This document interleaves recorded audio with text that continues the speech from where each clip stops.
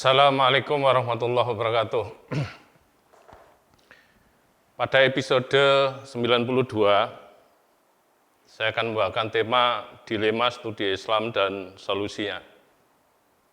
Studi Islam menghadapi dilema tertentu yang dalam hal ini tidak dirasakan atau dialami oleh studi-studi yang lain. Bapak Profesor Dr. Amin Abdullah mengatakan bahwa secara umum masyarakat Indonesia mengharapkan eksistensi baik STAIN, IAIN, UIN, atau PTKIS mampu memenuhi dua harapan sekaligus dari masyarakat, yaitu sebagai lembaga keilmuan dan sebagai lembaga pendidikan keagamaan Islam. Sebagai lembaga keilmuan mengutamakan pendekatan kritis, analitis, historis, metodologis, rasional, dan empiris. Sedangkan sebagai lembaga keagamaan mengutamakan sikap memihak, idealitas, romantis, bahkan pembelaan yang bercorak apologis. Kemudian saya menambahkan dua karakter lagi, yaitu normatif dan doktrinal. Kedua macam pendekatan ini dapat dimaklumi berdasarkan satu pertimbangan, bahwa sejarah pendirian baik PTKIN maupun PTKIS itu sebagai pengembangan dari dakwah Islam. Hanya saja pada dataran mekanismenya yang menimbulkan masalah yang cukup serius. Sebab mewujudkan dua harapan itu dalam waktu yang sama, itu tidak mungkin, lantaran keduanya seringkali bertabrakan. Sementara jika melakukan prioritas, maka yang lain terabaikan. Menurut saya bahwa dalam implementasinya, dua rumpun pendekatan itu seringkali tabrakan, manakala duanya dijalankan dalam waktu yang sama.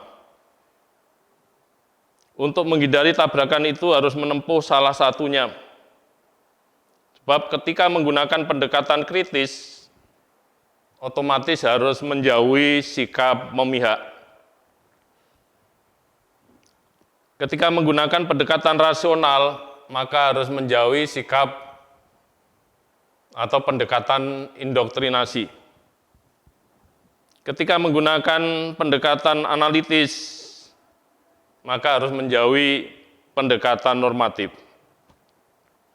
Dan begitu pula sebaliknya, bahwa ketika mereka memihak, maka otomatis akan kehilangan sikap kritis.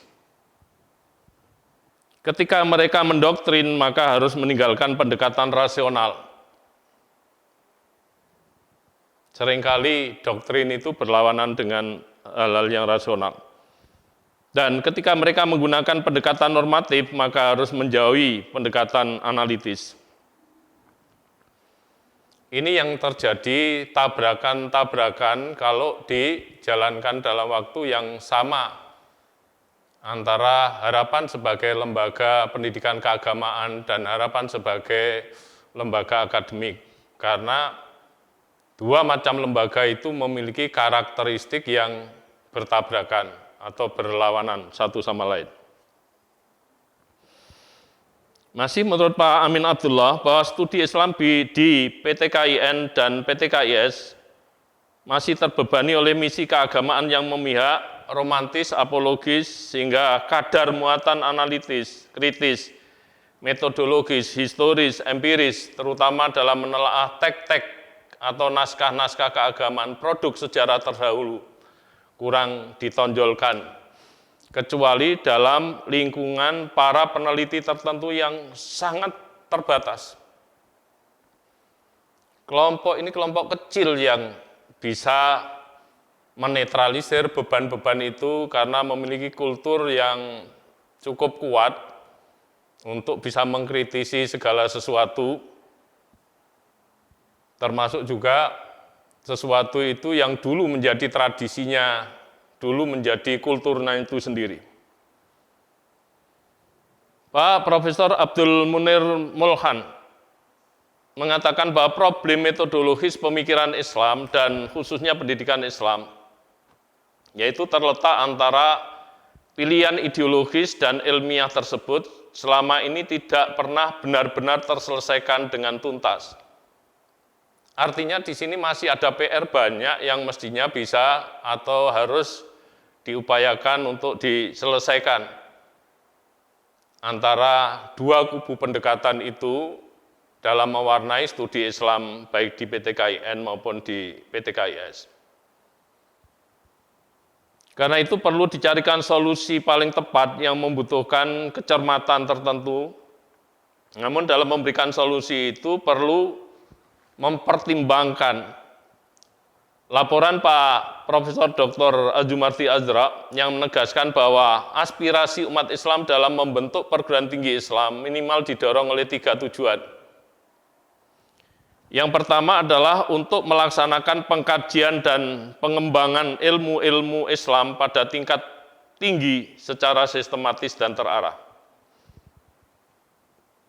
Yang kedua, untuk pengembangan dan peningkatan dakwah, sehingga Islam difahami dan dilaksanakan dengan semakin baik oleh mahasiswa dan umat Islam pada umumnya.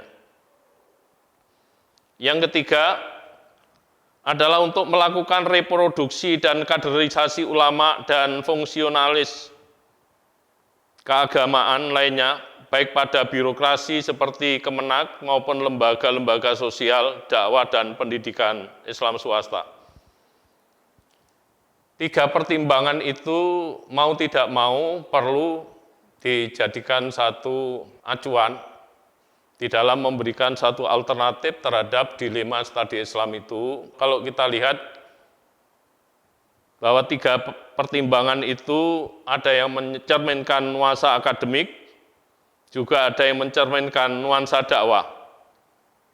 Karena itu ini berbeda dengan di perguruan tinggi umum, di mana di perguruan tinggi umum itu ekspektasinya hanya terkait dengan pengembangan akademik.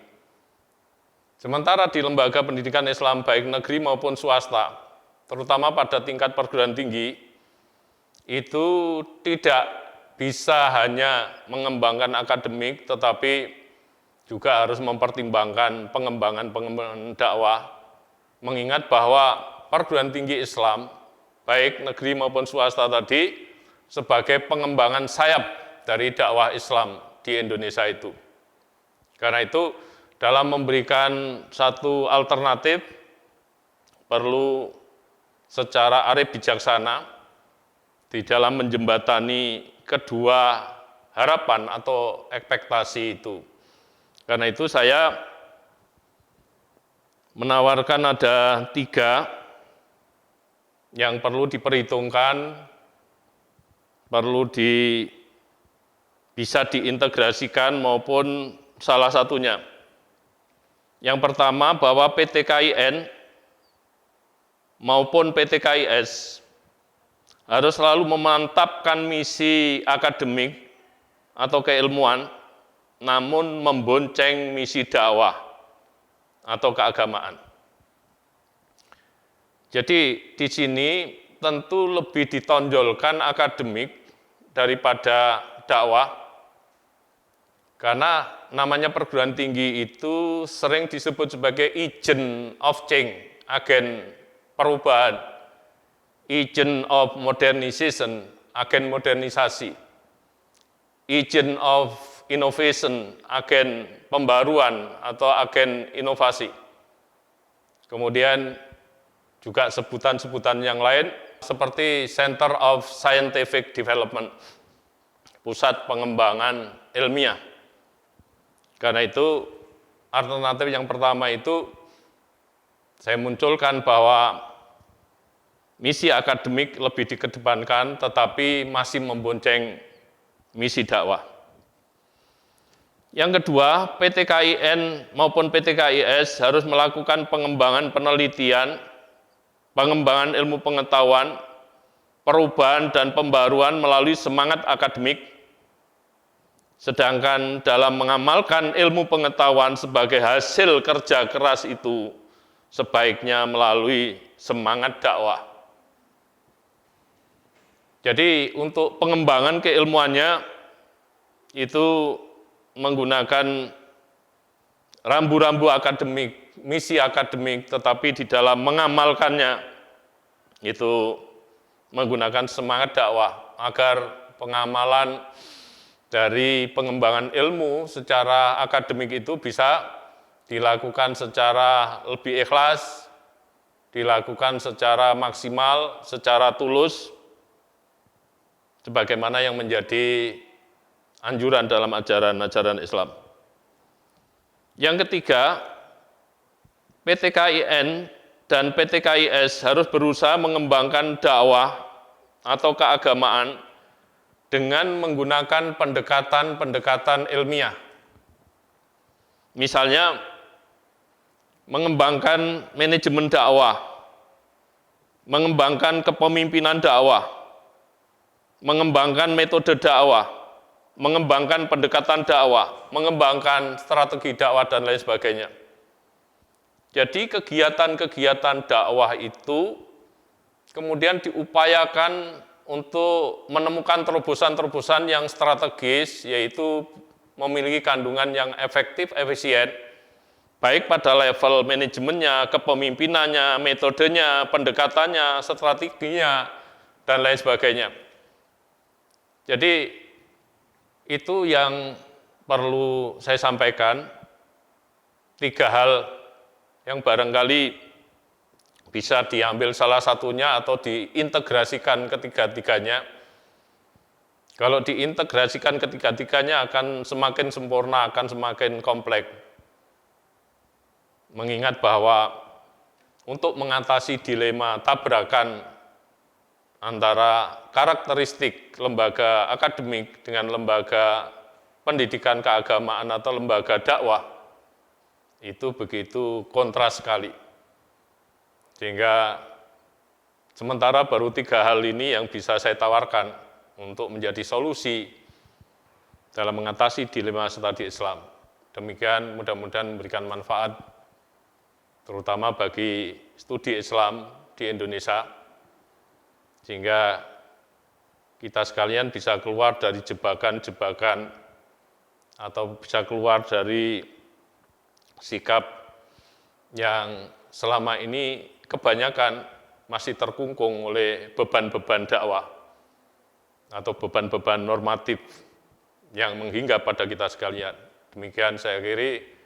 Ihdinas siratal mustaqim. Wallahul muwaffiq ila aqwamit thoriq. Wassalamualaikum warahmatullahi wabarakatuh.